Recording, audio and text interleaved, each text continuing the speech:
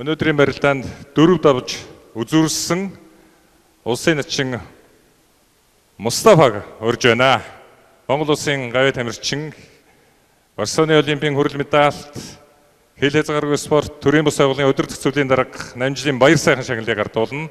1,500,000 төгрөг шагнал ерөнхий ивент тэтгэгч Манд баяр захиралтай Эрхэт Монгол групп. Баяр хүргэе.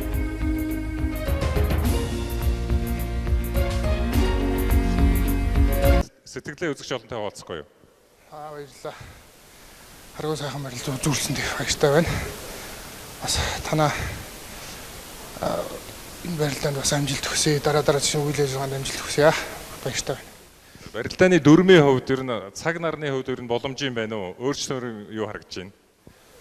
За одоо цаг нь тэндээ дэлгэцээр гарч байгаа. Тэгээд одоо унаа алдсан үед одоо яалтчгүй мөхийгээд одоо давхуунахаа шийдэхгүй бол бас нэг тиймэрхүү үнэлэхтэй барилдан гэж харлаа.